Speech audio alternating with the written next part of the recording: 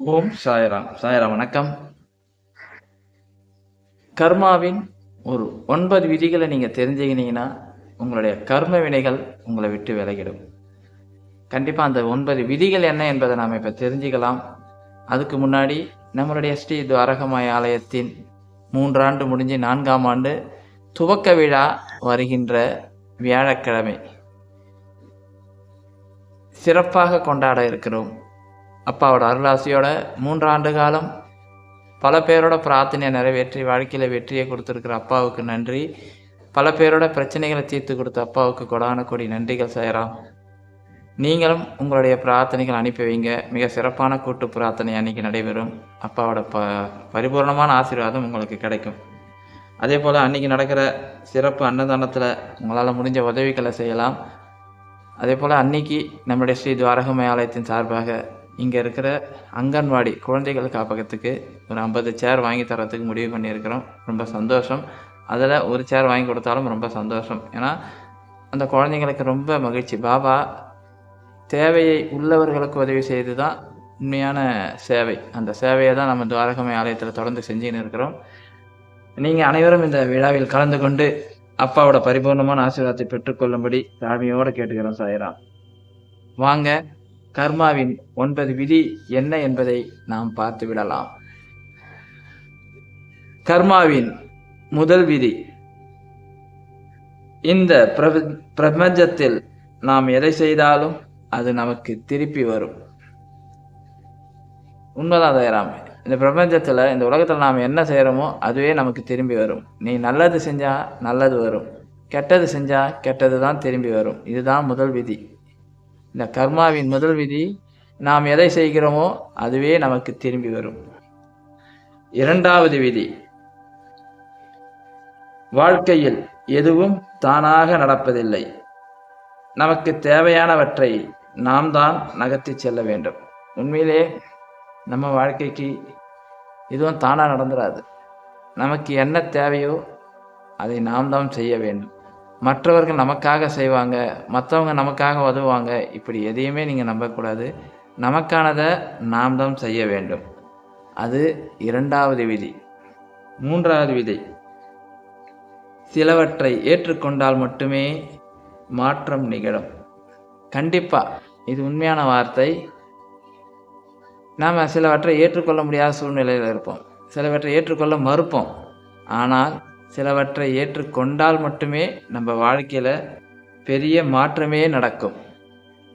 நான்காவது விதி, நம்மை நாம் மாற்றிக்கொள்ளும் பொழுது வாழ்க்கையும் நம்மை பின்பற்றி மாறும்.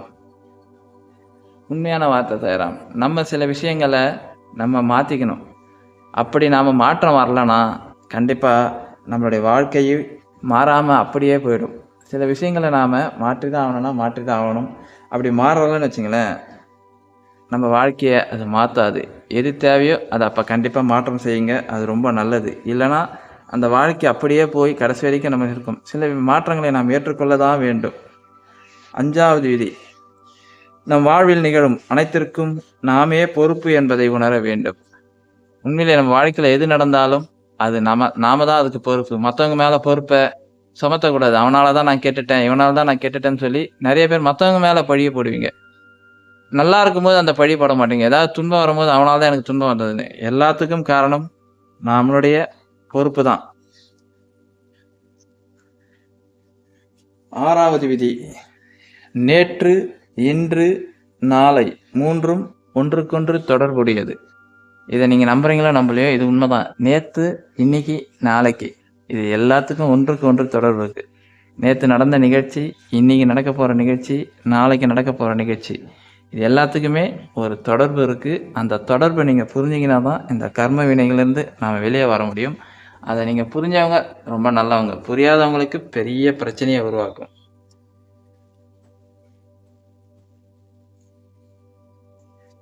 ஏழாவது விதி, ஒரே நேரத்தில் இருவேறு விஷயங்களை சிந்திக்க முடியாது. உண்மையான வார்த்தை இதுவும். ஒரே நேரத்தில் 2 சிந்தனைகள் நம்ம மனசில் வராது. ஏதாவது ஒரு சிந்தனை தான் வரணும். இருவேறு சிந்தனைகளை நம்மளால் சிந்திக்கவே முடியாது. ஒன்று நல்லதாக சிந்திக்கணும், இல்லை கெட்டதாக சிந்திக்கணும். இதை தவிர வேறு எதுவுமே இல்லை. 2த்தையும் நல்லதான் கெட்டதாக நம்ம சிந்திப்போம்னா அது பொய். இருவேறு சிந்தனைகள் நம்ம மனசில் வரவே வராது. எப்பயுமே நம்மளுடைய சிந்தனைகளை நல்ல சிந்தனைகளாக மாற்றுக்குங்க. அதுதான் நம்ம கர்ம வினைகளை போவதற்கான ஒரு வாய்ப்பு. இது 7வது விதி. 8வது விதி, நமது நடத்தை நாம் சிந்தனை செயலையும் பிரதிபலிக்கும். நம்மளுடைய நடவடிக்கை, நம்மளுடைய நடத்தை, நமது சிந்தனையும் நம்முடைய வாழ்க்கையும் பிரதிபலிக்கும். நாம் என்ன செய்கிறோமோ அதுதான் நம்ம வாழ்க்கையை பிரதிபலிக்கும். நல்லது செஞ்சால் நல்லது பிரதிபலிக்கும், கெட்டது செஞ்சால் கெட்டது பிரதிபலிக்கும். எனவே நம்மளுடைய நடத்தையை நல்ல நடத்தையாக, நம்மளுடைய செயலை நல்ல செயலாக செஞ்சிங்கன்னா தான் வாழ்க்கையில் முன்னேற முடியும். அதை நல்லா புரிஞ்சுக்குங்க. ஏன்னா துவாரகமாயில் அப்பா உட்காந்து இந்த விஷயத்தை தான் சொல்லுவார் எப்பயுமே.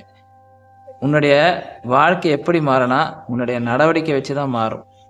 நீ இப்போ கெட்டது செய்யும்போது ரொம்ப நல்லா இருக்கிற மாதிரி தோணும், ஆனால் சீக்கிரமாக அதோட மாற்றங்கள் உனக்கு தெரிய ஆரம்பிக்கும். கடவுள் எப்பயுமே பார்த்து கொண்டு இருப்பார். விடுவார், இவன் திருந்துவான்னு விடுவார். ஆனால் நீ திருந்தவே இல்லைன்னா கடைசியில் அதுக்கான பலனை அனுபவிச்சு தான் ஆவார். இதுதான் நம்மளுடைய 8வது விதி. 9வது விதி, நம்மளுடைய கடந்த காலத்தை நினைத்து கொண்டே இருந்தால் நிகழ்காலம் நம்மை கடந்து சென்று விடும். உண்மையான வார்த்தை. நிறைய பேர் கடந்த காலத்தை, என் வாழ்க்கையில் அப்படி நடந்துச்சு, நான் அந்த காலத்தில் அப்படி இருந்தேன், இந்த காலத்தில் எப்படி இருந்தேன்னு சொல்லி கடந்த காலத்தை பற்றி அதிகமாக பெருமையை பேசிக்கின்னு இந்த நிகழ்காலத்தில் விட்டுடுவீங்க. நிகழ்காலத்தில் நாம் எப்படி வாழணும், எப்படி இருக்கணும் என்பதை நாம் உணர்ந்தால் மட்டுமே இந்த நிகழ்கால வாழ்க்கை சந்தோஷமாக இருக்கும். கடந்த காலத்தை நினச்சிக்கினே இருந்தீங்கன்னா நிகழ்காலத்தில் உங்களால் அந்த கர்மாவை தாண்டி போகவே முடியாது. நடந்தது நடந்து விடுச்சு இது கடந்த காலங்களில். அதை மறந்துட்டு நிகழ்காலத்தில் நாம் எப்படி இருக்கணும், எப்படி இருக்கக்கூடாது என்பதை நிகழ்காலத்துக்கு ஏற்றாற்போல் நீங்கள் உங்கள் வாழ்க்கையை மாற்றிக்கொள்ள வேண்டும். இதுதான் கர்மாவின் 9 விதிகள். இதை நீங்கள் சரியாக கடைபிடிச்சிங்கன்னா உங்களுடைய கர்மா உங்களை விட்டு விலகும். நீங்கள் அந்த கர்ம வினைகளிலிருந்து மீண்டு வருவீங்க. ஆனால் யாருமே அப்படி இந்த 9 விதியில் நீங்கள் எத்தனை விதிகளை கடைபிடிப்பீங்க மட்டும் சொல்லுங்கள். ஏன்னா இந்த 9 விதிகளும் யாராலும் முழுமையாக கடைபிடிக்க முடியாது. ஏன்னா நாம் அப்படிப்பட்ட மனித பிறவியாக இருக்கிறோம். 9 விதிகளையும் நாம் கடைபிடித்தவங்க ஞானியாக மாறுவாங்க, அவங்களே கடவுளாக மாறுவாங்க. 9 விதிகளை யார் கடைபிடிக்கிறார்களோ அவர்கள் கடவுளாக மாறிவிடுவார்கள். ஆனால் நாம் யாருமே அந்த விதிகளை கடைபிடிப்போம்னா கண்டிப்பாக பிடிக்க மாட்டோம்.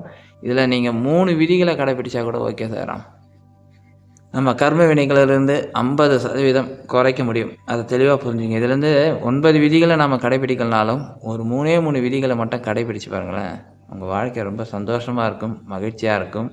முயற்சி செஞ்சு பாருங்கள். இதில் ஏதாவது ஒரு 3 விதியாவது நான் கடைபிடிக்கிறேன், கண்டிப்பாக என் வாழ்க்கையில் இருக்கிற அந்த கர்ம வினைகள் போன மட்டும் நீங்கள் தெரிஞ்சுக்கோங்க. அப்பாவோட ஆசீர்வாதத்தோடு நாங்களும் உங்களுக்காக பிரார்த்தனை பண்ணுறோம்.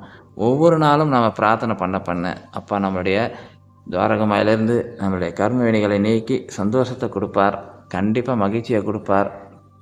இங்கே இருக்கிற எல்லா பக்தரும் உங்களுக்காக தொடர்ந்து பிரார்த்தனை பண்ண அப்பா அவ்வளவு சந்தோஷத்தை உங்களுக்கு வாரி வழங்குவார் சாய்ராம். அப்பாவுக்கும் உங்களுக்கும் கோடான கோடி நன்றிகள். ஓம் சாய்ராம், ஓம் சாய்ராம். இதுதான் கர்மாவின் 9 விதிகள். இந்த 9 விதிகளை நீங்கள் செஞ்சு கடைபிடிச்சிங்கன்னா வாழ்க்கை மிக சிறப்பாக இருக்கும்.